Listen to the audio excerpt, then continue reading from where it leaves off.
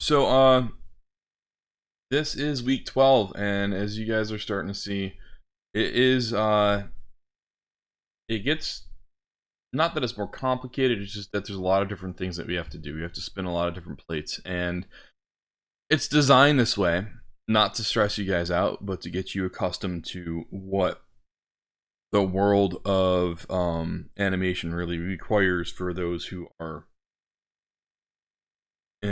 in this degree and those who are trying to get into this type of career path. It could be this easy thing where you just make one project, you feel good about yourself, then you realize that there's a bunch of other people the same age as you who have been doing this just by watching some YouTube tutorials, and they do it every day and they kick butt. And we never want that to happen. We want to make sure that you guys are getting battle hardened and ready to be able to accomplish everything that is possible. So that is why we have all these different little projects and this idea of you guys taking the driver's seat, creating your own type of work for the final piece. So it is important to be up on all of the different content that we're producing, because it is going to help you in the long run with your Rube Goldberg machine, and then later on for next semester your got your character performances. So these are important. Again, remember, like, you guys are posting things at like 4 in the morning and everything. Get in the habit of doing work during daytime. I know some people work and all that fun stuff, but you know, posting stuff super late tells me that you're probably in the habit of waiting to the last minute and trying to get something done. I'm telling you, this will end your educational experience quite quickly, because you're going to slip at some point, and then it's going to cause this massive, maybe you can call it a Rube Goldberg machine, where it sets off this series of events that makes it very hard to be able to do anything properly. So make sure you're managing your time correctly. I'm not in the lab with everybody. If this were something that was on campus, it would be different, where you would have to have even greater ownership of your work, because you'd be in the lab during our lab time. So we'd be together 5 hours a week for our class. And then after we had that, it would be expected of you guys to either to use the lab or to do work at home. Most times you'd actually meet people in the lab that you get along with, and you would all go to the lab at the same time, rather than going into the dreaded ACC building and buying some overpriced pizza and then playing Magic the Gathering until your next class, or skipping your next class. A very common thing that happens in that room. So we don't have that, which is awesome, but there's no way that I could sort of shepherd you guys through this process because we're all online. So it's very important that you all are able to be self-reliant in a way of asking questions, posting to the discussion threads on a weekly basis. So you guys are doing that right now, the two that are currently in our live session, and making sure that you're doing your content. So the pendulum, that was due today. I was notified by a student that they couldn't find a link. That was yesterday, which means if that link wasn't up the whole last week, no one even tried to find it until yesterday, which is another bad sign. So make sure you guys are up on your content and that you're trying to do your work. You know, I know the weekend's fun, but you might want to spend some time, if you're not dedicating any time during the week, on some content to make sure that you are up on your stuff.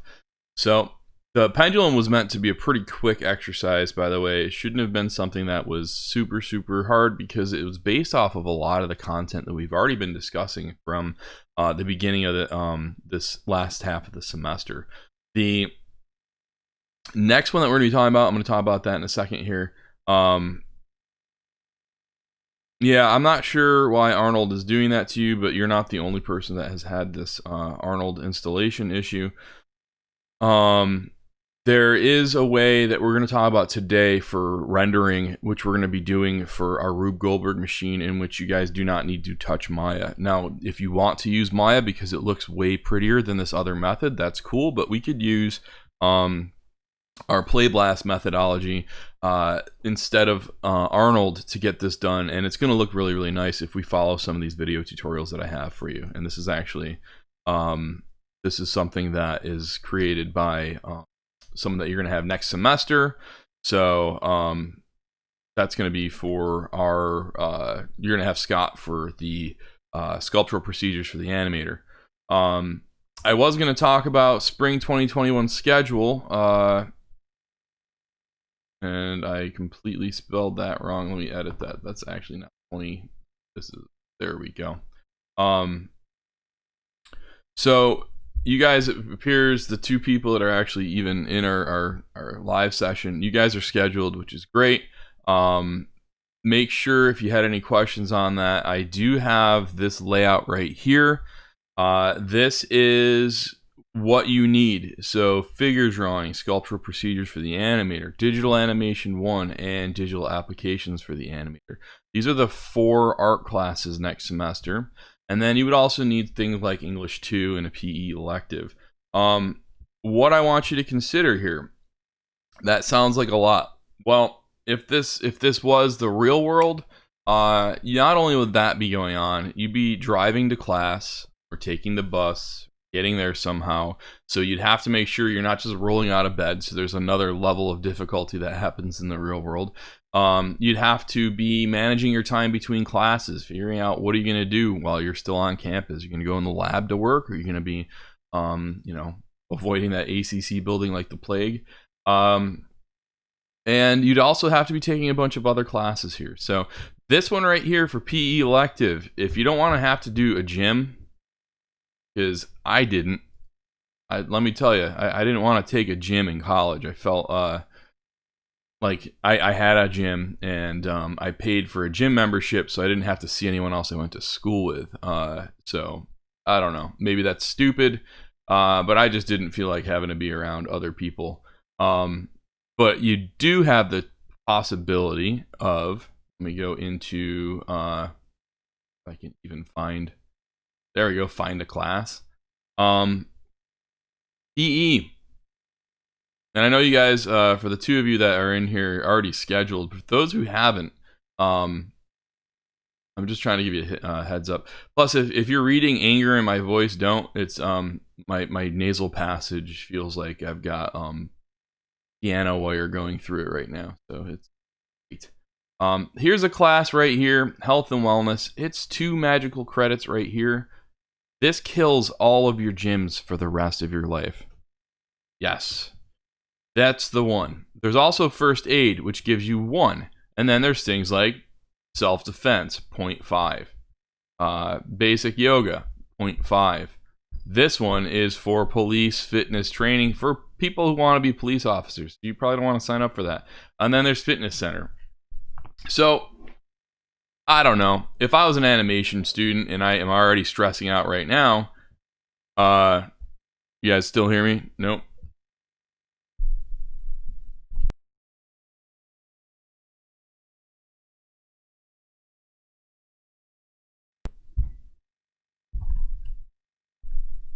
Can you guys? Nope.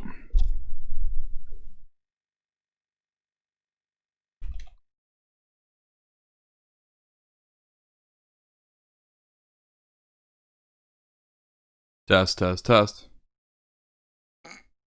Test, test, test.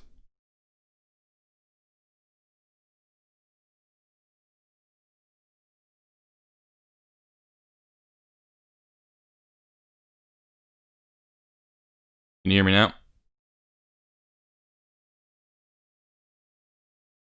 Yeah, I think next semester we're going to be switching to Zoom because Blackboard, I don't know. That's what happens when you have a government institution that gets paid money to design something versus, I don't know, just a private institution like Zoom. They just kind of fix things faster. Anyways, that gets into a whole other bunch of stuff. So this thing right here, I want to tell you guys, health and wellness. It's this magical thing that you've taken health probably twice already in your life, and you've learned all about those magical things that happen in health. That's the same thing as this. And so you get 2 credits for it. Now you might say, hey, I'm in school for enrichment. I need to learn about CPR and first aid. Great, do that. If you want to do that, go ahead. Health and wellness was just something that I found to be an easier thing, especially when I was trying to juggle chainsaws for my art classes and trying to make sure my projects were at that level where, yeah, ignore my camera. It's been doing that. I do think there's a signal. There's something going on with the signals for Blackboard for when it's supposed to be. Yep, I noticed that's definitely doing something weird. Something weird is going on there. But the camera seems to still be working, so I'm gonna keep that going. So again, your PE elective, you could take 4 of those, which means once per semester. No, it's the I think the handshake between Blackboard and these cameras, because if I use a different program, it stays on all the time, so it's fun. So the main thing here is, yes, there's 4 different classes, and what I want you guys to realize too, if that looks like a lot, this is, you had to take high school where you were taking a bunch of classes at the same time. College is meant to be this thing of juggling plates and handling all sorts of different things, and it's not meant to do that to cause massive stress or anything like that. It's just that this is more aligned with the real world. So be aware that there's a lot of different things that are there, and to be able to graduate within a 2-year time frame, you need to make sure you have all of these at the same time. These, especially for this semester, are very, very important for you to be taking, because figure drawing is a core class. This is where you understand anatomy by drawing nudes. Your sculptural procedures for animator is ZBrush, and that's going to be like one of the most important tools if you ever want to be a 3D modeler. Digital animation 1 is character animation, and digital applications for the animator is the dumbest name, but it means texturing. So it's texturing class where we actually make, we paint our models. So all of these things, they feed off of each other, and it's very important that you're signed up for those. Again, if you're having questions, or you're like, oh man, I just failed English 1 because I haven't logged in since the first week of class. Yeah, probably a good idea to, talk to me or schedule an appointment with Rachel Golden, or we can have you talk to Todd, who is our dean, and we can figure out what to do. Or, I'm hoping you guys are feeling it. You're into this degree. But if you're not feeling it, as the evidence of less and less people being in our class each week, it's a good idea to change your major to something that you like, because it's really weird to go through the motions and then realize that what you were doing really you didn't give it your all. It's because you just didn't care. It should feel like this.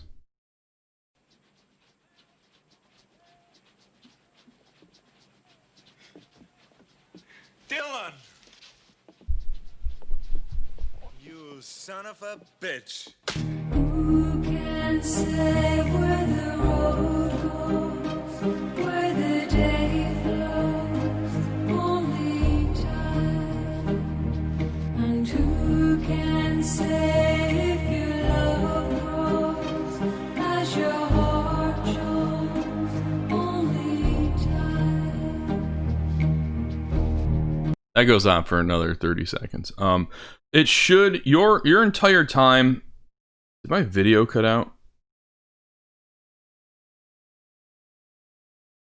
Are you guys seeing my screen at all?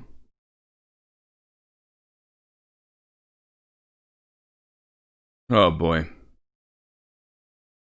I am definitely blaming Blackboard on something. This whole week, it seems like, especially with this class, there's been a lot of weird stuff that's been going on. It lives? The camera? Oh, hold on. Yep. So there's that, and now, okay, here we go. So your journey in art should feel a lot like this right here.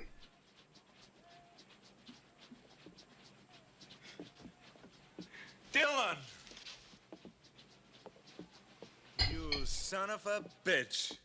Who can say where the road goes, where the day flows, only time?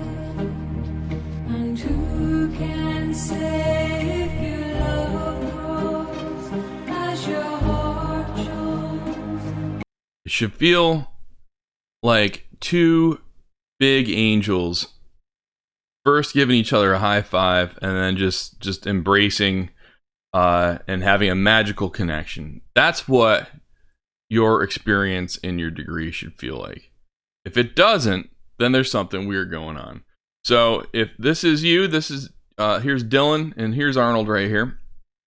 So I forget what Arnold's name is in Predator, but if you're not feeling that high five with Maya in 3D, then that's something we got to talk about, that because you're probably not going to want to do this all the time. Also, this is the same handshake that needs to happen when you're working from modeling to 3D. These things have to work together to be able to solve the problem, which is animation in itself. We have models and we have our animations. So this is just one of my favorite little interactions in a movie. You should watch Predator. It's a fun movie that it just involves trying to kill a giant thing that's hunting down people. A lot like 3D. It's a lot like 3D. So we have, this is our final exercise for the entire time that we are together for our first semester, and it's called Dominoes. And the other one that we had, so if we look at our weekly content or our due dates, we had our, okay, so that one, I think I have to adjust the date on that. Yes, it's going to be on the 3rd. So I'm going to just move that over. This thing right here is the last one that we have to do. The pendulum was due today, and the other one was due on Tuesday, right? So that should have been done. And again, there was like only a couple people that noticed that was there. Make sure you're getting that done. That still is open, so make sure that that's being put in there. Let's talk about our content here. So if we go into week 12, we look at our dominoes. That's right here. This is going to be using a hammer that hits a ball that goes down a shelf, that hits some dominoes, that hits a guy that's looking with his binoculars, that falls into a trash can. Oh, this sounds an awful lot like a Rube Goldberg machine, because it is. It's this kind of little small one to kind of reinforce, hey, how am I going to put this together? Well, I'm giving you one that you just have to kind of finish off here. So I have the Domino Start Archive, and that's going to give you your Pixar ball. This is the only way you'll be able to see the texture on that. So what I'm talking about here, if I go into Maya, it's firing up a fresh version of that. I'll show you that in a second while that fires up. I just want to show you, here's my dominoes. So I have dominoes here, and basically what I'm going to do is animate them so they fall down. That's one of the core pieces. If we look at some of the other parts, there we go. It's finally open. Come on, Maya. There we go. All right, so file. I'm going to set my project. And dominoes. That's the archived file. So drag that into wherever you keep your projects, and dominoes is what you want to use. I'm going to set that and go to File, Open Scene, and here I am. I got Domino Start. I'm going to open it up. And there we go. All right. I have a hammer. Nothing's labeled too, by the way, so make sure you clean up these labels. Hammer's hitting the ball's gonna roll downhill. Now, this is up to you on how to show me the power behind that swing. So if you have the ball swinging and it starts maybe here and it hits that, that's gonna be a tiny little hit. If it's gonna be up this way, that's gonna probably send this ball high in the air. We have to think about, what are the physics of this? What is it that we need to show ourselves to actually make this thing make sense here? So with that being said, we have this thing rolling down the hill. it's hitting these dominoes. We have to fix the pivot point. I'm going to show something about that in the next little demo on another Maya instance here. It has to hit these, bump into this guy. This guy's got to fall down and into the wastebasket. Now, the wastebasket, we want to emphasize that this thing fell in there, so it'd be nice to have it kind of wiggle.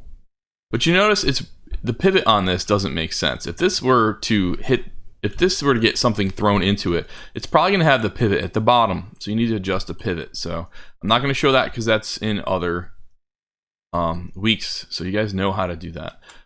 With our pendulum, I want this to hit and then run out of energy. So this should kind of like slowly stop swinging.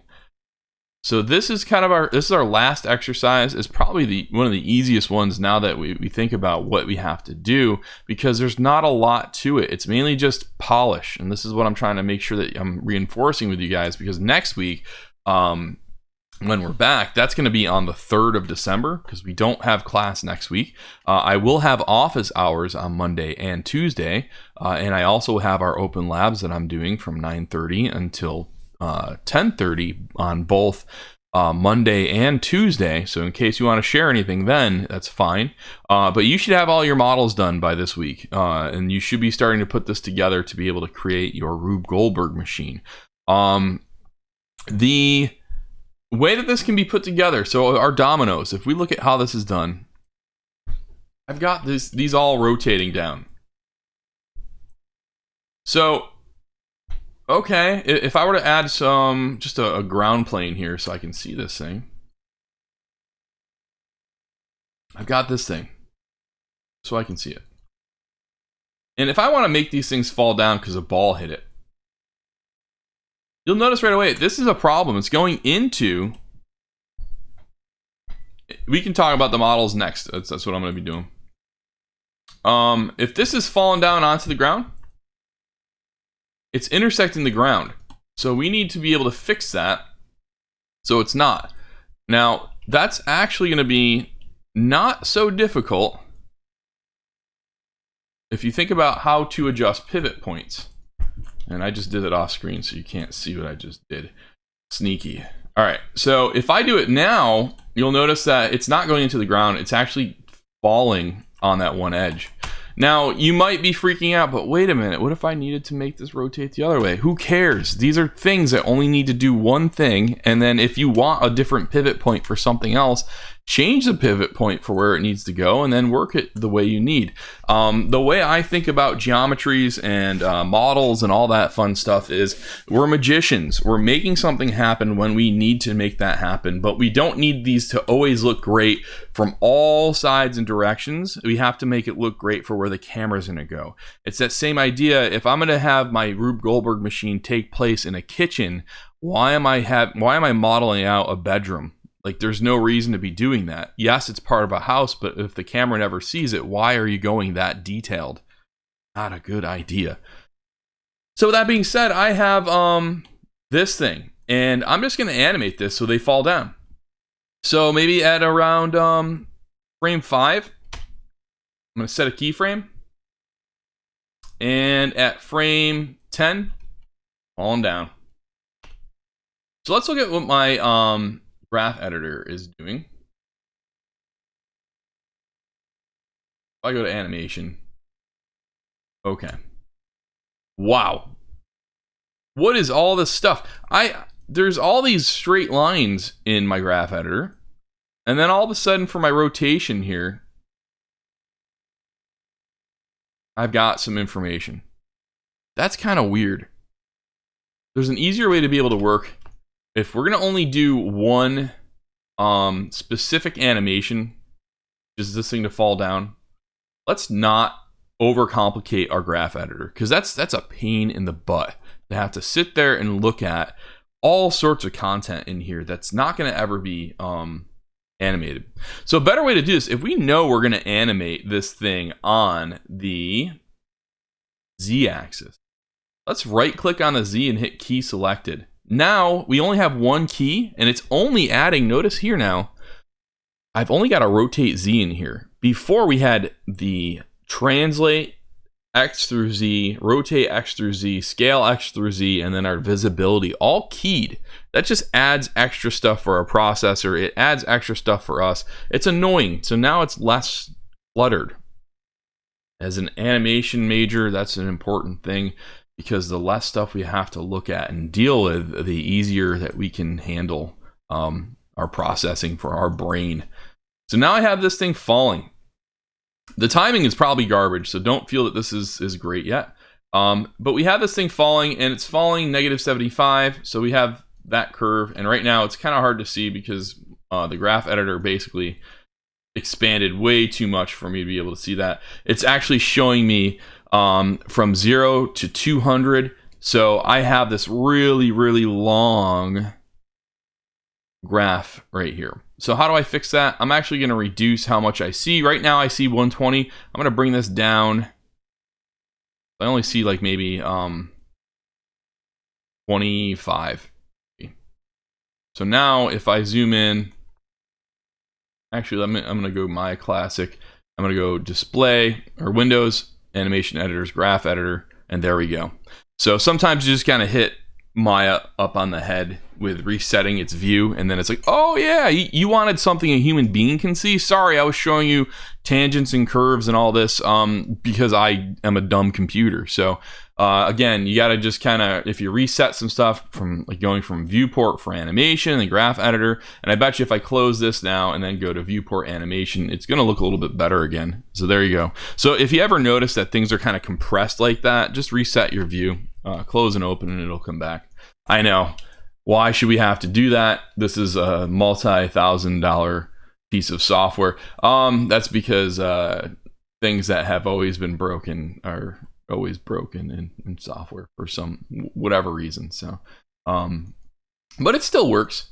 So, okay, I'm gonna pull this panel off. I'm actually gonna, let's just make this a one panel here. So you notice I changed that from 4 panels to 1 panel. You can do 2 panels right over here, and I have my outliner. I don't need that on right now. And I animated this so it goes from 5 to 10. They're all falling. That's kind of weird.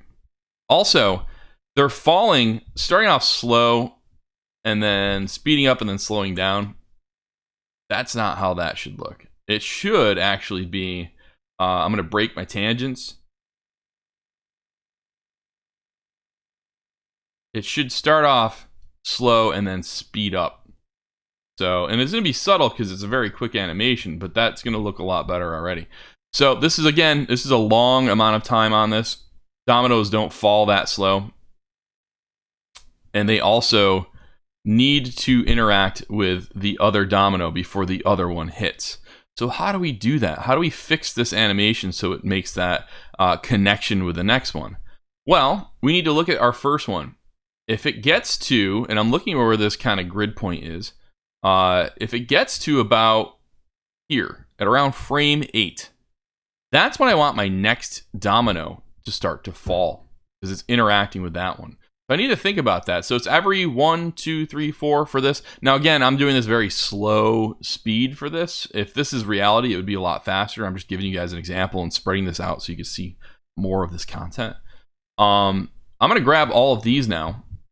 And so I made the decision at frame 8 is where that should start. So I'm going to go over to frame 8. I'm going to hold down. So I'm going to select all these these tangents here. Hold down Shift, middle mouse button, drag. And so now, getting there. Maybe I should start this one. One more over. Okay, so it's getting a little bit better. Now, it is intersecting, and that is because of the speed that these are falling. So there's a couple different ways that I could change that. And one of the ways that we could do that is have them all falling at the same time again. Let's make this fall faster. So I'm going to just move this one over. So now it's, so that's 4 frames that it takes to fall. So now that we have that, oops, I didn't have them all selected. Let's have them all selected. Bring that over one more. Okay, so now 4 frames to fall. Now that I have that, deselect this one and grab all these. Move that over. And so now that's falling into it still. So we just have to make some adjustments here of when this starts. So let's try 6. That looks a little bit better. Now, if we're super close to the model, we'll know that it's not intersecting. But again, we're magicians. If I look at it from this view, can't see that. So I've got this first bit kind of going the way I want it to be. But it's all these other ones are messed up. This is just an easy thing where if we know we're backing this up every frame, get rid of this one now for your selection.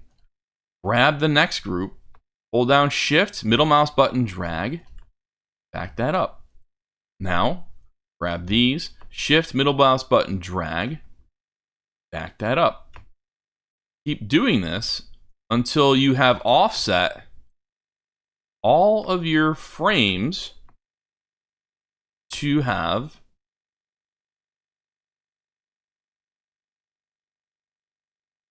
so now each one of these is going to be offsetting this animation, and you didn't sit there and like, okay, let me animate this one, done. Okay, I animated that one, done. If you're sitting there making all these things happen individually, you're going to be spending so much time working out these little details that you just make Maya do by dragging your keyframe over. One thing to be aware of, when this thing falls down, this last one, that's not how science works. These don't fall like that. It's not going to hover. This thing's going to fall flat. So we should probably make this one hit the ground, so -90. And now that it's at -90, maybe I want to have that jump up a little bit and then slam back down. Just for some, pizzazz. Maybe that's never going to happen like that, but it's just some subtle, the sprinkles on top, right? Cool. So this is how we can get our animation going on this. Again, these numbers and all that, I don't expect you to use this. I want you guys to use your noggins because being an animator, you're constantly creative problem solving. But this is kind of how this could work. Again, look at the main part. You can see if I hold up, if I stop this at any point, you'll see these intersecting, right? For like one frame that's happening. But if I hit play, you can't see it, which means that unless you're a robot, your human eye can't see that. We've given the illusion of life to this, or we've given the illusion of interaction when we know that one frame, there's a little bit of clipping on that. Who cares? Not a big deal. Now, if this was like a crime scene simulation in which this has to interact with blood splatter and a bullet and all that because you're working for the FBI, holy crap, you should care, because that's important. You have someone's well, not life, but their freedom that might be lost because you fudged a domino thing for a Rube Goldberg machine. But that's not what we're doing right now. And if you're worried about that, don't do that. So let's see here. We have that part, and then we got the rest of it pretty straightforward. The ball has to roll down, hit that. When that ball is rolling down and hitting this, I want you to determine when does that end. So like where are you showing your camera? If we look at our cameras in this scene right here, and add some color to this, make it fun. But if I'm in my Maya view and I make a create polygon or create camera and aim, move this thing up and move it over, and I'm gonna move my camera. You'll notice with the camera and aim, if I move my camera, it's gonna go around that aim, which is awesome because it means I can organically, I guess organically may not be the best term, but I can make this feel like a human being is behind this camera a lot better with an aim than with just my what do you call it? Just the default camera without the aim. So all right, right now I've got this looking like this. Let's go into T-Pain, buy you a drink. No, it's not. It's not P-Pain. It's 2-pane mode. So I've got 2-pane here, and I'm gonna go into my camera one, and I'm gonna press this button, and now I'm actually viewing what the camera can see. And this allows for me to move the stuff around and frame this better. Now, I still have free control of my camera to kind of position that where I want. But the nice part is, now that I have my aim, I can have the aim on this ball. And Mr. Piega, my Pixar ball doesn't have texture.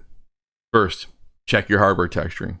Second, check to see if you had downloaded the entire archive file and then hit set project. I have warned you, this is how to do it. Make sure you have both of those things and you should see your Pixar ball. If not, you didn't do one of those things. And so make sure you have that going on. So, all right, I've got this framed. I kind of like where that is. Maybe I want something called leading. So I have the action going to go here, so I'm going to have a little space this way so I can follow that going this way. So we know the action is going to start here, and so our camera is giving more negative space onto this direction. Speaking of our framing, right now my cyclorama is giving me negative space back there. Don't do that for me. Give me more space, so bring this over. There we go. And now with this, I can animate my camera. So if the first spot, maybe it's following here, so I'll set that keyframe. And then maybe by, so if this takes maybe like, I don't know, a second and a half to go by, I'm going to move my, my aim, and I can do that with my perspective as well, kind of follow this action. And now that I have this here, another glitch that Maya always does is it's like, oh, your aim was over here. Yeah, it was, but for whatever reason, it doesn't update until we refresh the view. So don't worry about that. I'm going to hit the S key on my camera as well. So I have the aim animated, and now I have the camera. And when I go over to, did I not animate that? Where are you, buddy? Let's grab that aim again. And okay, so I had that over here, and at frame 40, bring that down to here.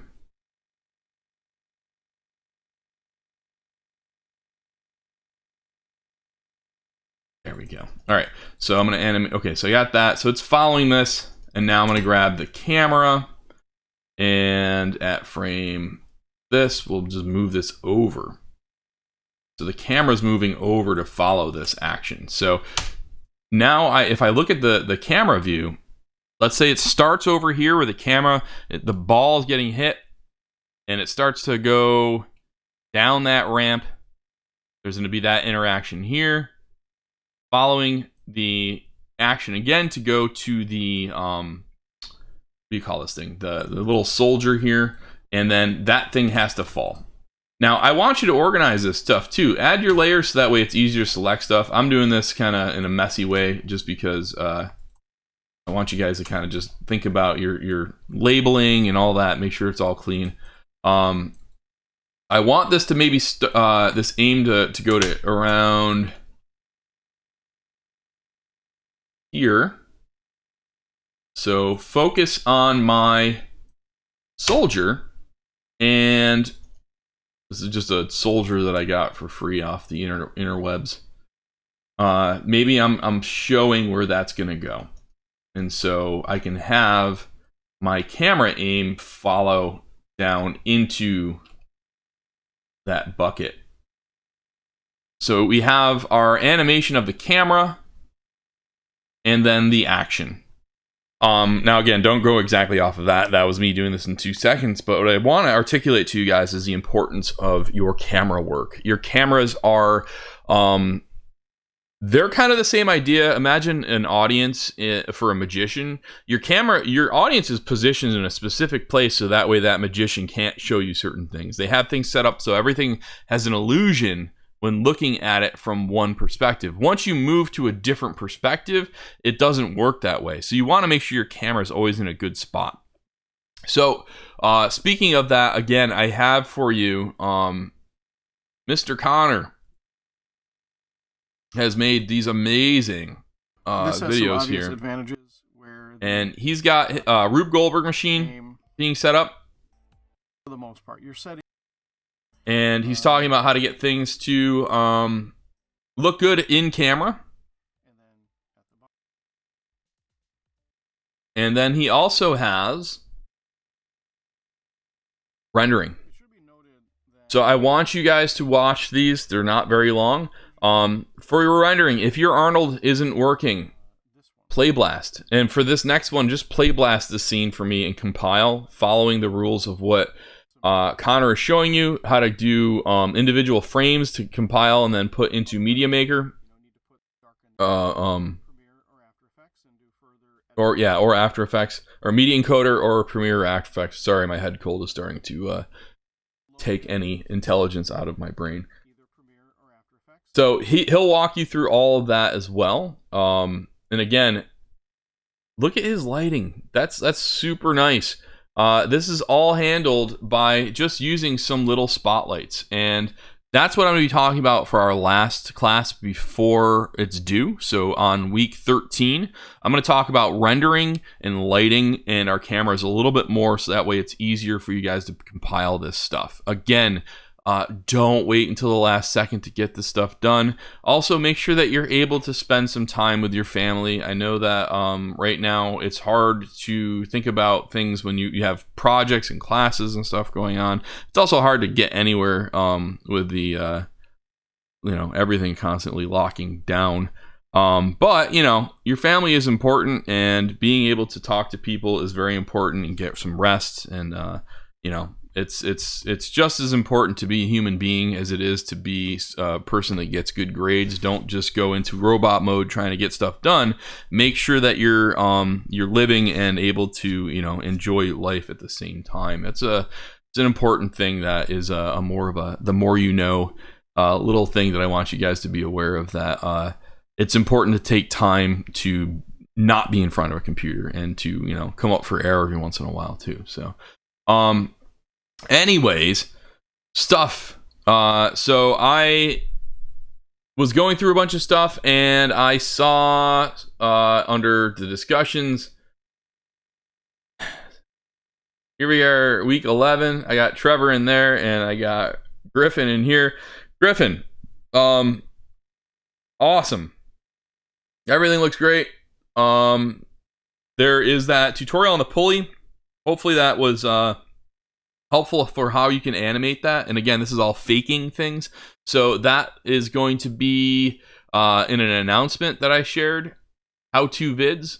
There are a number of how-to vids, and one of those is bucket of water and pulleys. So please watch that for how to rig that up if you want to make that pulley move nicely.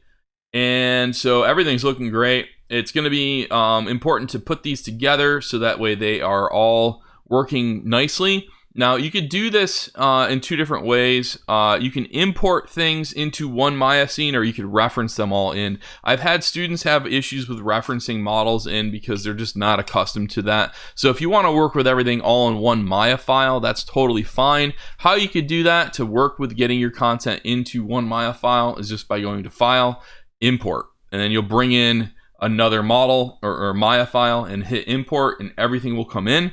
Now, the professional way, which we'll be doing more and more in the future semesters, is by going into our reference editor, and then we can reference in Maya scenes or other files. And then the nice part about referencing them in is you can just hit the minus button and it'll take that reference right out as well. The bad thing about that is by working with references, it kind of locks things into a certain way that I think we're not accustomed to thinking, so it can be a little bit tricky. So again, file import is usually your best friend to get all your models into one scene. And again, think about your walls. Where is your Rube Goldberg machine? Is it in just a blank space? Aesthetically, is that what your choice was, or did you just run out of time? Is it inside of a house with wainscoting for walls and like a nice ceiling? Like where are you trying to place this setting? So I'm gonna hide this and talk about some bowling balls. So Trevor, I saw you were working on a bowling ball and your hold edges were getting kind of wonky. So how do we fix that? Even this one, I'm like, meh, I don't know about that. But I'm going to show you guys how we can kind of make something like this work for us. Now, this bowling ball, if I go into my sphere model, and I need to make some decisions on this. I know that a sphere is symmetrical, where it has 2 holes on 2 sides and then the middle hole on the bottom. So how do we make that happen? Well, that's our subdivisions, and we need not an even, but an odd number. And by doing that and picking one that actually will make a seam down the middle is how we can kind of get that to happen. So I'm just trying to find, let's see, 21. I think I could work with something like this. It's maybe not going to give me a seam right down the middle, but I'm getting square shapes instead of rectangles. And now what I'm trying to do is just kind of get that. I'm going to hold down the middle mouse or the left mouse button, drag. I want to reduce my poly count so that way I kind of have some squares here and here. Now that I have something like this, 1, 2, 3, I'm going to take these and I'm going to go into my multi-cut. Or sorry, I'm going to use my bevel and reduce my fraction so it's super tiny. Now you'll notice that disappears quite quickly. So it gets too small too quick. So if we hold down the Control and Shift while we're doing this, it's going to make it so our slider is so much easier to control for getting a very, very tight edge on this. Now that I have that, I'm going to grab these 3 holes, extrude, pull in, and I'm going to do extrude again. One more for just a hold edge. Now I have a hold edge. Now if I hit the 3 key, 1, or the 3 button, that's in a smooth preview that's looking okay. How can we get this even better? I'm going to hit smooth. And now we have a very low poly version of this. What I can do is grab this ring. Let's try let's try all of those at the same time. We're going to go Edit Mesh, Circularize, and it made that actually rounder. I'm going to hit the G key to circularize the rest of these. Let's see if this actually is going to work. We're going to...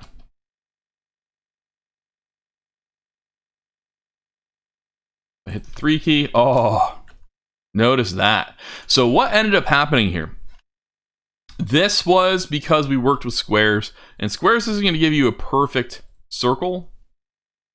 It's a good band, by the way. This will allow for us to take these edge loops and then circularize. So Edit Mesh, Circularize. It will force a round shape. And it doesn't really matter if it's not 100% lined up with this, because when we hit the 3 key, look at that. Now there's a little bit of a puckering that's going on one spot right here. And that's because, yeah, that face is a little bit out. So we could just take this and push that in a little bit. So now, hit the 3 key, and you got a bowling ball. And again, think about it. If this is like a product, now this would be like a bowling ball for Shrek, because the thumb hole is so close to the finger holes. You'd actually, and also the finger holes are probably way too big. But I can identify that as a bowling ball looking at this. It's got the 3 holes. It's stylized. So if it's not meant to be something for a showroom or something like that, or like a demo for like some product that's coming out, then you're okay.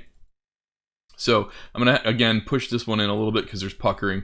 Again, this is going a little bit overboard on the model to make sure it looks really, really, really nice. But it's it doesn't hurt to, you know, fix these things. And there you go. Here's a bowling ball. So again, that's because I started with a model that was low poly, and I tried to make the object holes as square as possible first, and then I circularize those holes. You might be able to just circularize those holes and see if that works. However, if you have overlapping geometry, so any of these other edge loops around here, that's what will likely be why you're seeing some issues. You could try go around that and then go to edit mesh circularize. But my worry is that that could cause puckering to happen around other sections for you. So yeah, there's the domino effect. Oh, we talked about domino. So that's just an easy one to do. I wanted to show you guys what one did we do yesterday? The ball on path. Did we talk about ball on path for us? Yes, we did with the ducks, right? So that's an easy way to be able to work something out. Trying to think, is there anything that people are like, any type of other model that anyone wants to see quickly modeled out right now? Just throw out an idea.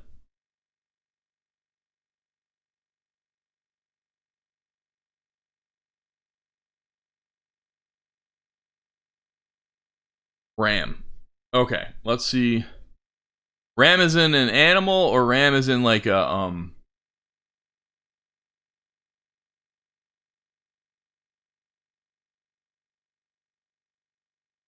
okay, battering ram. Okay. Okay. I wasn't actually sure what this was.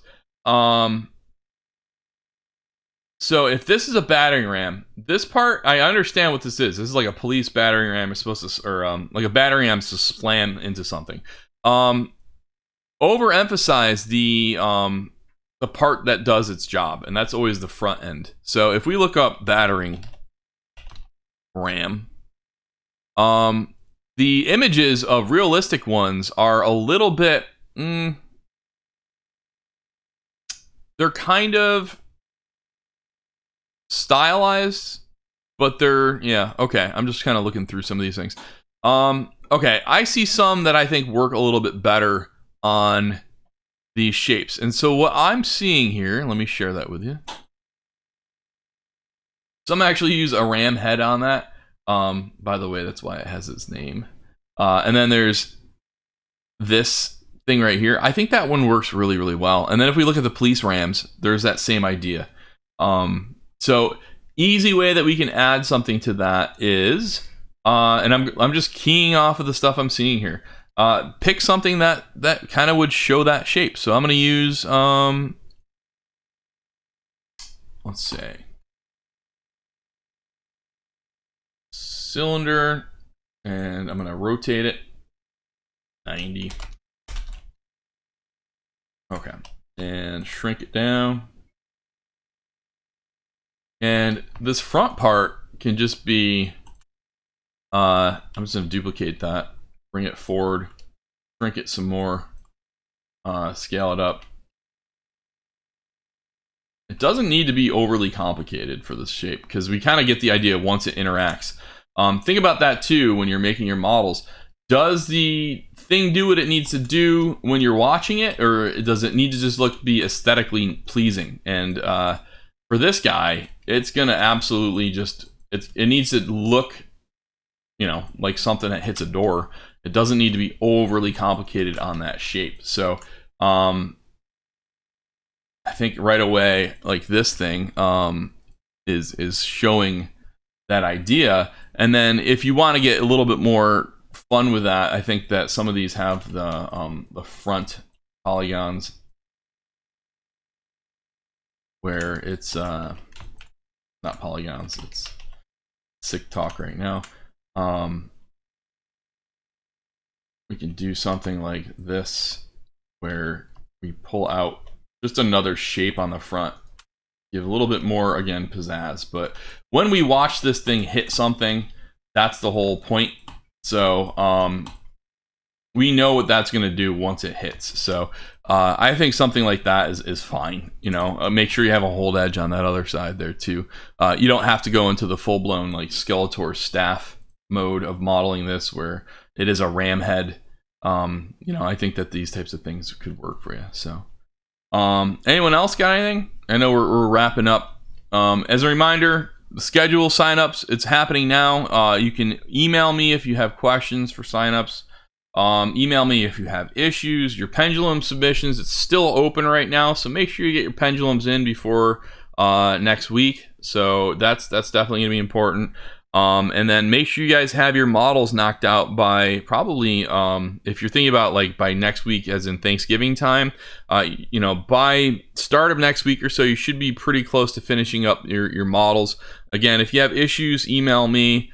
We have our open lab next week on Monday and Tuesday, 9:30 to 10:30. You guys definitely use those. Discussion thread for week 13 will be opened for your content. I expect to see your updates. This was every week you're supposed to be updating stuff. It's part of our participation level, so make sure you're just sharing me with what you have. You should be having your modeling, your animations started when we get back for our last our week 13, which is going to be on December 3rd. So again, there's no live session on the 26th because that's Thanksgiving. So all right, everybody, have a great day. Email me if you have questions, concerns, all that stuff. I'll see you later.